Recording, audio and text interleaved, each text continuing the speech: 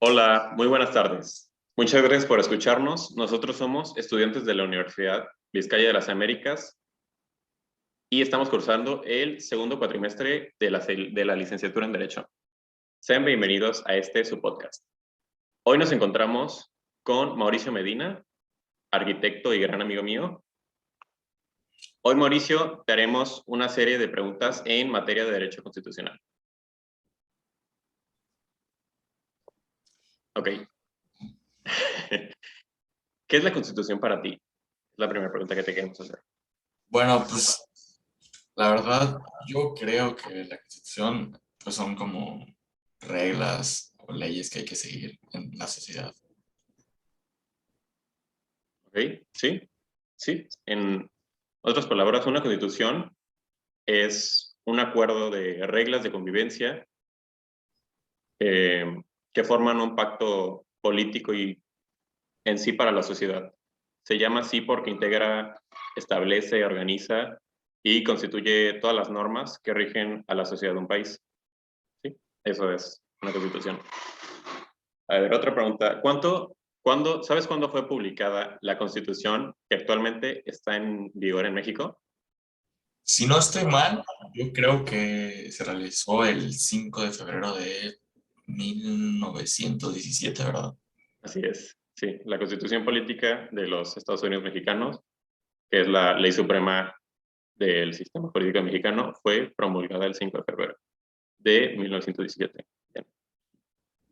¿Cómo se forma la Constitución? Eh, la verdad lo desconozco, me imagino que son por leyes, ¿no? Sí, sí, sí, solamente que está formada por dos partes, lo que conocemos como la parte dogmática y la orgánica, ¿sí?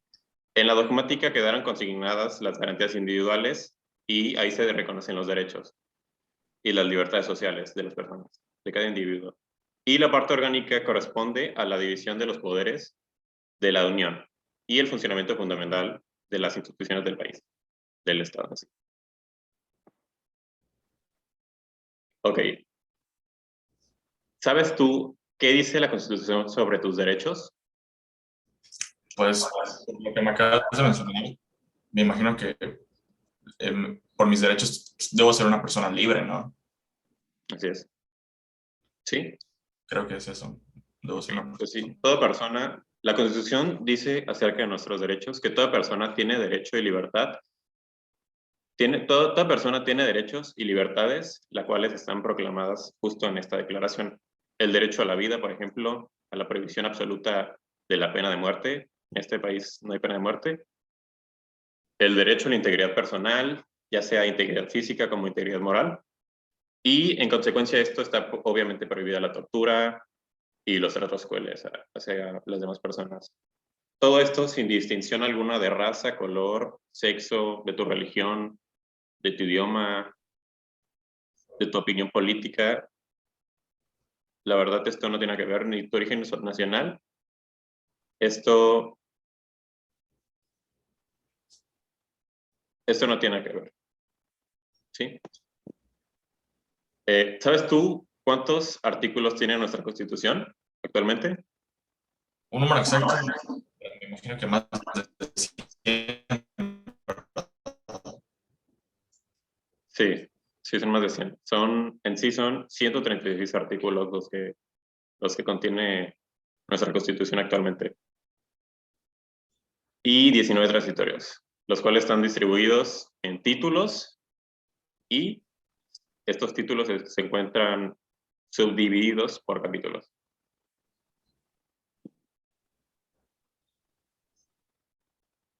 ¿Cómo? Eh, Okay, bueno, preguntaré una. ya. ¿Tú sabes cómo, en temas jurídicos, cómo se definiría la Constitución? No, la verdad desconozco. Bueno, ¿Me podrías o sea, explicar? es normal que esto pase, porque no es algo que muchas personas saben. Bueno, una Constitución es un documento normativo al que se le han trasladado los motivos que le dan soberanía a una nación. Su principal característica es la supremacía. Esto significa que tiene la capacidad de prevalecer y ser eficaz ante otras normas jurídicas en un conflicto normativo dentro de un sistema. Ok. Sí, jurídicamente hablando. Y una pregunta más. ¿Cuántos y cuáles, sabes cuántos y cuáles son los títulos que contienen la Constitución? Mm, no, la verdad, no. ¿No? Ok. O sea, me imagino que, como acaba de mencionar Rodrigo, pues uno, pues son los derechos humanos y me imagino que dos, pues dijo algo sobre la soberanía nacional. Así es. Sí, de hecho, esos son son uno de los títulos que conforman la Constitución. Está conformada por 9 títulos en sí, los cuales son, el primero, los derechos humanos y de las garantías individuales, claro. El segundo, también el que mencionaste, soberanía nacional. Después viene la división de poderes, la responsabilidad de los servidores públicos, la autonomía de cada estado, de los estados, trabajo y previsión social, pre- prevenciones generales de, pues, de todo, reformas constitucionales y lo más, la novena, el noveno título, la inviolabilidad de la Constitución. Que son bien pocas, ¿no? Pues son 9 títulos en los cuales en estos títulos están subdivididos por capítulos, que son varios, pues cada una de estas partes, que es lo que mantiene a nuestro país. Ok, yo te haré otra pregunta. ¿Sabes quién está facultado para reformar la Constitución? No, la verdad no. Bueno, no importa. En el artículo 374 dice que la Constitución política podrá ser reformada por el Congreso, por una asamblea constituyente o por el pueblo mediante referendo, el Congreso de la Unión. Así es. Ok, esta pregunta, te quiero preguntar, ¿sabes quiénes conforman el Poder Ejecutivo Federal de nuestro estado, de nuestro país?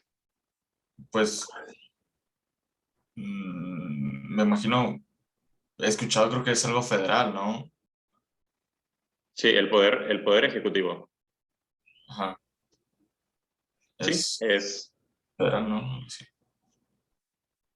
Ok, el poder ejecutivo en el Estado federal, en México, de acuerdo con lo establecido por el artículo 80 de nuestra Carta Magna, el ejercicio del poder ejecutivo se deposita en un solo individuo, que es el presidente de los Estados Unidos mexicanos. O sea, actualmente Andrés Manuel López Obrador. ¿Ok? Ese es nuestro poder ejecutivo. Ah, ok, ok. Ok. ¿Quién convocó al Congreso Constituyente para la creación de la Constitución de 1917? Eso sí me la sé, de bien historia. Fue Venustiano Carranza, ¿verdad? Así es, sí. Venustiano Carranza en 1916 impulsó la idea de convocar a un Congreso Constituyente que debía introducir algunas modificaciones a la Carta Magna de 1857, que es la anterior. Y con esto trataba de dar por terminada la lucha armada que había en estos momentos y pues regresar al orden legal en el país. Pero sí, así es. Fue Venustiano Carranza. Ok, otra pregunta. ¿Sabes qué mecanismos existen para cuestionar las leyes y los actos de una autoridad? Eh, no lo desconozco. Ok, los mecanismos que existen son los amparos, por ejemplo, aunque ya sean directos o no, son directos. Depende mucho de la situación. Eh, la acción de inconstitucionalidad, perdón, y los medios de impugnación, que son en materia electoral. Esos son algunos de los mecanismos que existen para cuestionar las leyes. Y para cuestionar las leyes, ya sean más que nada para los derechos de las personas, son los amparos. Esos son algunos de los mecanismos que existen.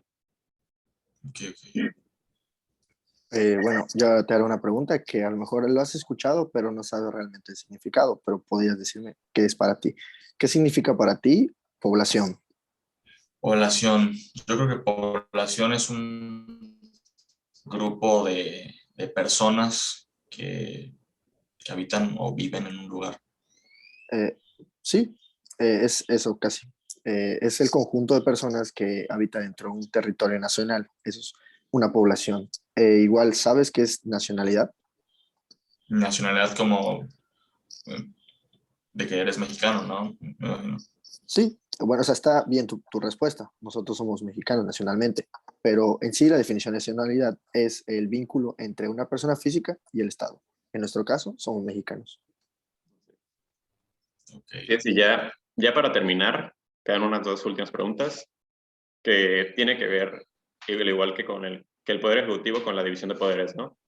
Eh, ya al menos ya te dimos la idea de quién es el Poder Ejecutivo de la Nación. Ahora quiero preguntarte, ¿sabes quiénes conforman al Poder Legislativo en México?